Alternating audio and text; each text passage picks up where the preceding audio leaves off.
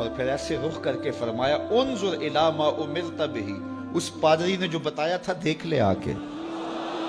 تو کہا میں نے دیکھا کہ حضور کے کندھوں کے درمیان۔ یہ میری خوش قسمتی کہ میں حضور کا امت ہوں، ساری زندگی اس کا شکریہ ادا کرتا رہوں تو حق شکر ادا۔ ہم حضور کے امتی، نبی انتظار کرتے رہے، نبی منتظر رہے۔ حضرت خلیل اللہ کی بارگاہ میں پکار رہے ہیں ربنا وابعث فیہم رسولا، مالک رسول بھیج دے۔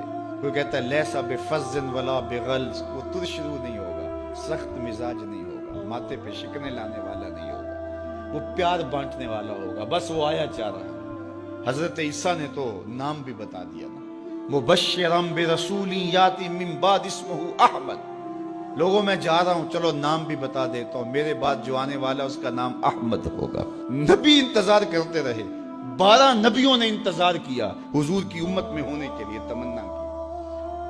نستورہ راہب انتظار کرتا رہا، بحیرہ راہب انتظار کرتا رہا۔ شب ہجر کی سختیاں کوئی اس سے جا کے پوچھے، تیری راہ تکتے تکتے جسے صبح ہو گئی۔ زندگیاں گزار دی انہوں نے۔ سلمان فارسی کی کہانی سن لو، مجوسی کے بیٹے تھے، حق کی طلب میں نکلے، باپ نے گھر سے نکال دیا، ایک پادری کے پاس جا کے رکے، زندگی بھر اس کی نوکری کی۔ جب اس کا آخری وقت آیا، اس نے کہا میری تدفین کے بعد غموریا چلے جانا، وہاں کا پادری خدا رسیدہ ہے، تجھے اس سے کچھ مل جائے گا۔ کہتے میں وہاں سے غموریا آ گیا، پھر اس پادری کی ساری زندگی خدمت کی۔ جب وہ مرنے لگا تو اس نے کہا کوئی ایسا شخص نہیں ہے جس کے پاس اب میں تجھے بھیجوں، لیکن نبی آخر الزمان کے ظہور کے لمحے آ گئے۔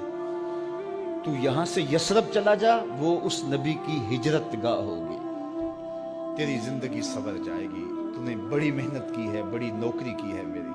کہتے میں نے اس کو کہا کہیں ایسا نہ ہو میں دھوکہ کھا جو مجھے کوئی نشانی بتا دے۔ اس نے کہا 3 نشانی، ایک صدقہ نہیں لے گا، دوسرا ہدیہ رد نہیں کرے گا، تیسرا 2 کندھوں کے درمیان مہر نبوت۔ کہتے ہیں میں نے اس کی تدفین کی، یثرب کی جانب جاتے ہوئے ایک قافلے میں شامل ہو گیا، انہوں نے مجھے پکڑ کے اپنا غلام بنا لیا، لیکن میرے پہ مہربانی یہ کی کہ مجھے بیچا جا کے مدینے میں۔ ایک یہودی نے مجھے خرید لیا، میں اس کے باغ میں گوڈی کرتا تھا، کام کرتا تھا، کھجوریں توڑتا تھا، لیکن میں انتظار میں تھا کہ کبھی وہ نبی آخر الزمان آئے تو مجھے دید ہو، کبھی عرش پر، کبھی فرش پر، کبھی ان کے در، کبھی در بدر۔ غم عاشقی تیرا شکریہ، میں کہاں کہاں سے گزر گیا۔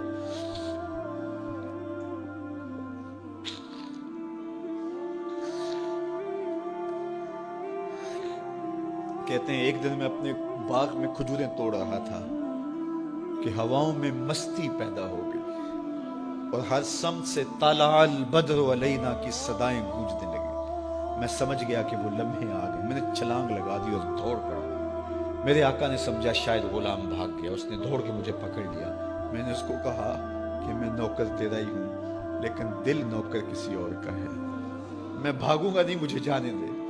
میں کچھ کھجوریں لے گیا تھا صدقے کی نیت سے، جا کے حضور کو پیش کی۔ آقا کریم نے فرمایا ہم نبی صدقہ نہیں لیتے۔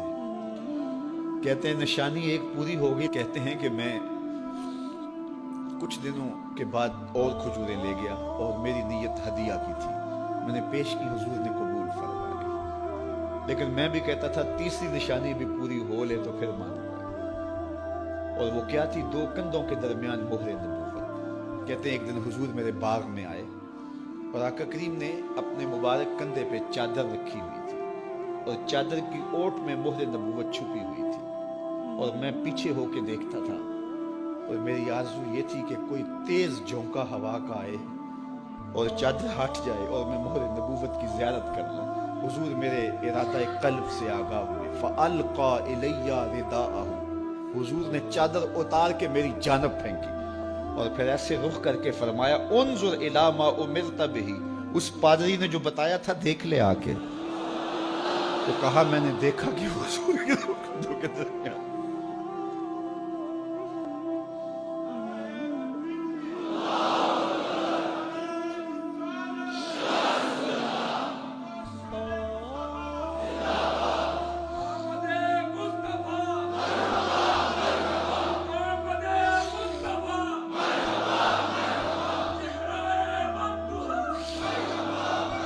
شب ہجر کی سختیاں کوئی اس سے جا کے پوچھے، تیری راہ تکتے تکتے جسے صبح ہو گئی۔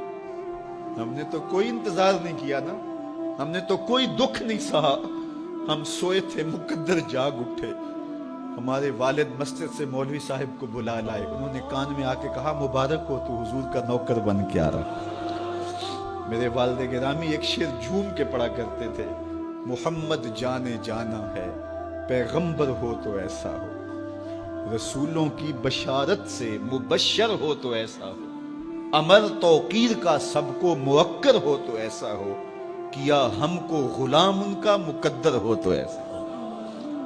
میں اپنے مقدر پہ قربان نہ جاؤں، آپ اپنے مقدر پہ نثار نہ جائیں، ہمیں وہ نبی ملا جو نبیوں کا نبی ہے۔